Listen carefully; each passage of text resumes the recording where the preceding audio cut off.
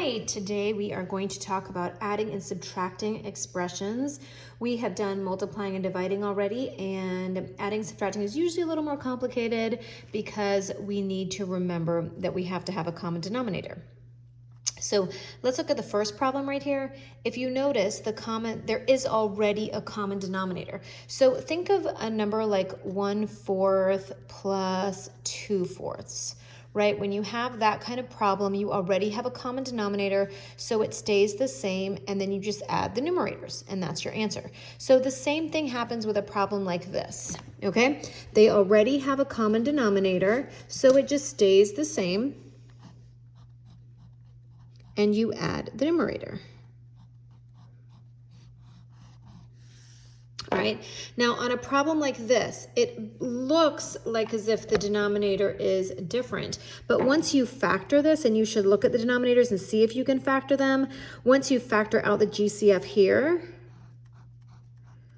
you notice, oh, wait a second, they are the same. So if they are the same, then I can just add the numerators. And remember, when you're adding, they have to be like terms.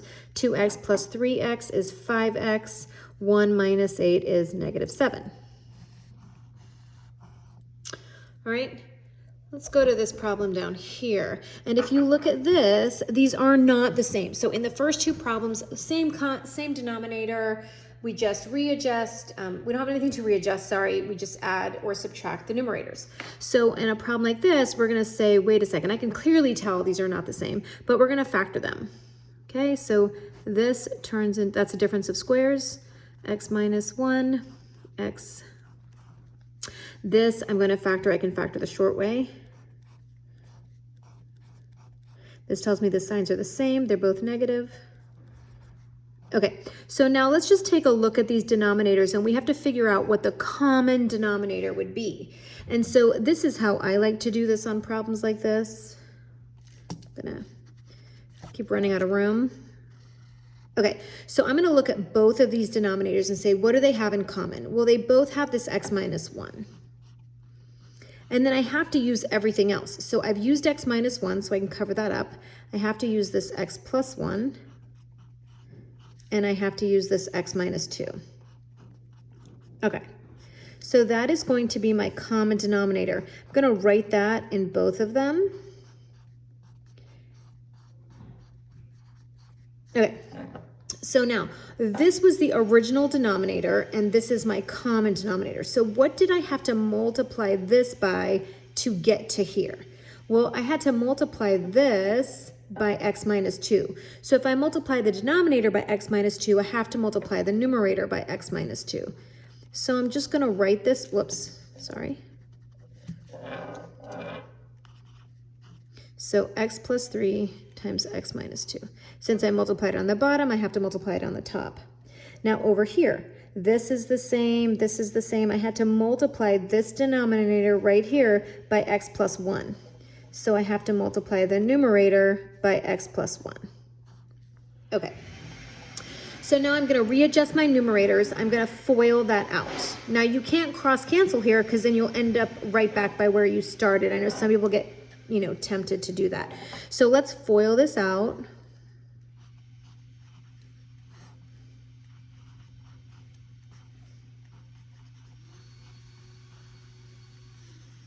In my denominator. Gets a little annoying having to rewrite the denominator so many times because they are, quite lengthy. Okay, and I'm going to distribute that. Okay, so now what I can do on the numerator is I can just go ahead and write, so my denominator is going to be the same because it's now a common denominator. And then let's look at the top and see what I can combine. Whenever it's an adding problem, this becomes pretty easy to do. It's the subtraction ones that we kind of have to be a little more careful with. So x squared, I can't combine anything with x squared. I have negative 2x plus 2x, so that's going to cancel out, and then I have 3x. Or you can say negative 2x plus 3x is x, x plus 2x is 3x. Negative 6 plus 2 is minus 4. All right, now I can see here that I can factor this, and I can factor this the short way. So I'm just factoring my numerator. Signs are the same, signs are different, sorry. The larger one is positive. Okay. And my denominator is here. And now that I don't have an adding problem or a subtracting problem, can I cancel anything out? Now I can see, yep, I can simplify these. I can cancel those both out. So my actual answer is this right here.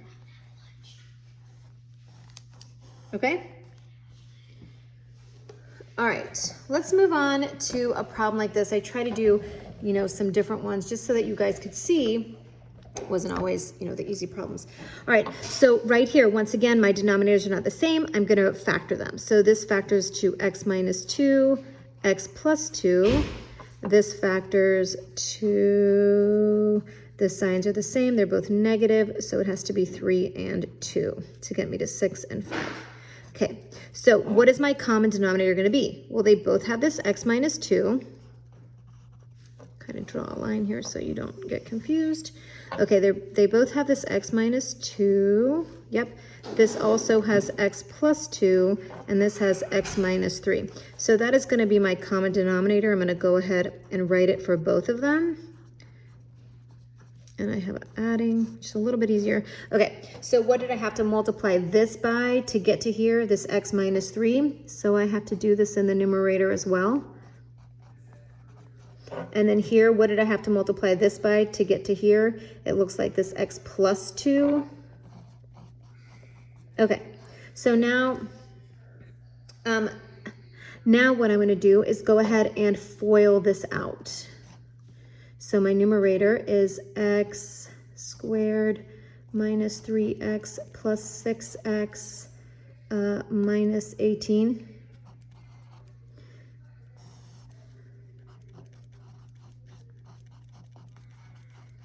Just takes up so much room, I know. And then here I have 2x plus 4 because I distributed that. Same denominator. Now I really wouldn't care if you just kind of made this one denominator so you didn't have to write it so many times. Okay, and that's what I'm going to do now. So now I'm just going to have one denominator because I'm just going to add the numerators. Okay, so nothing can I combine with my x squared. I have negative 3x plus 6x, which gets me 3x. 3x plus 2x gets me 5x. And then negative 18 plus 4 gets me 14, right? Yes. Okay, well, I can go ahead. I don't think that's going to cancel out because 14 is going to get me to 2 and 7, maybe.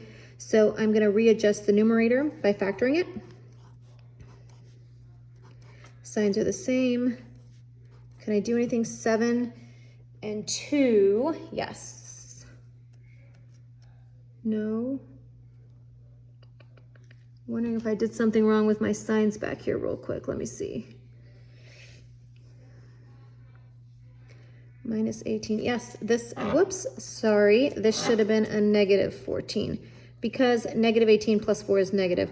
So now that tells me my signs are different. My larger sign should be positive. Okay, sorry about that. My denominator stays the same. And then I notice that I can cancel out. Doop, doop. And my answer is going to be x plus 7 over x plus 2, x minus 3. Okay, I wanted to show you just one more example, and then that's a subtraction problem. And the only reason why subtraction problems are a little bit different is because we have to remember to distribute the negative. But most of our first steps are going to be the same. So if I look here, I'm going to factor this. And I have x and x. The sign telling me the signs are different.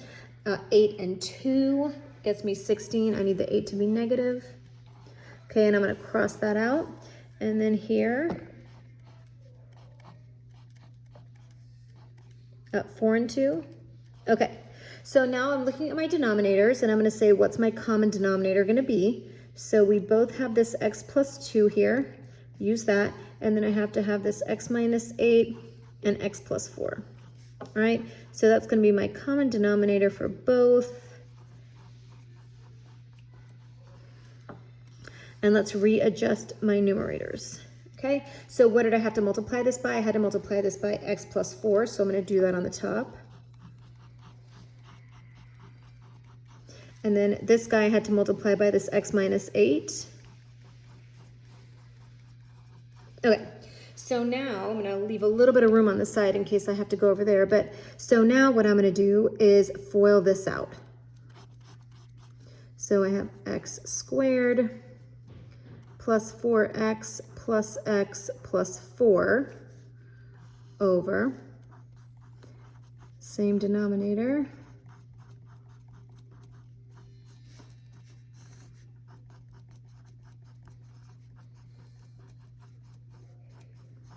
FOIL that out. Okay, so now this is the part that I'm talking about with subtraction, because we're not just saying that we're subtracting this very first term, we're saying that we're subtracting this entire thing. So at this point, if I'm sick of writing this denominator over and over, I can just write it once.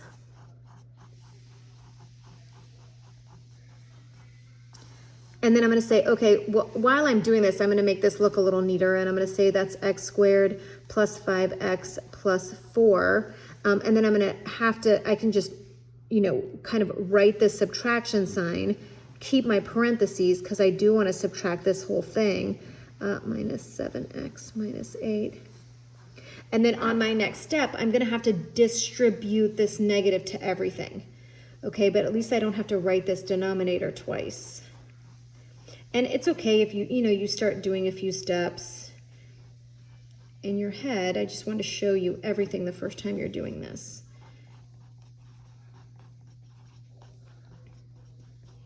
Okay, so now I've distributed that negative. It's just like a normal adding problem. Well, I have x squared minus x squared, so when it's all jumbled, I might just cancel it out like that.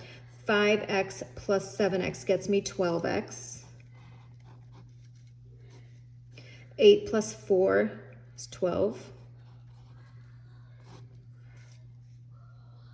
I feel like as if, okay.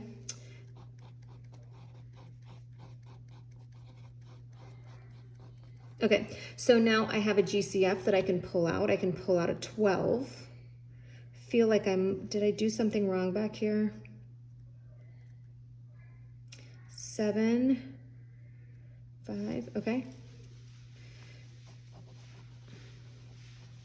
Okay, and then on this problem, I'm going to pull out a GCF of 2, and I have x plus 1.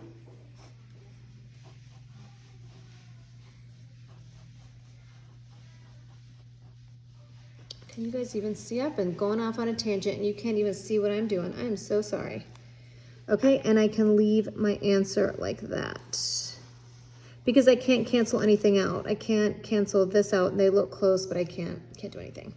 Okay, so the next thing I'm going to just show you is your homework is going to involve adding and subtracting, and I went ahead and I did those answers. So when you do it, you can go ahead and check. So I'm going to zoom right out of here. So this is your homework tonight. Is going to be 17, 18, and then I skip to 21. That is all of my work. In case you're wondering, in case you make a mistake, you can go back and look at my work. And then I'm going to flip the page. Show you the rest of my work. There was nothing really in there. I'm going to kind of zoom in so you can see each problem. I don't remember there being anything that I was, thinking, let me make sure I really slow down and explain. This problem, you could leave the answer either way. That's why I have a box around both of them. All right, so good luck, and don't forget to submit your homework to me. Bye-bye.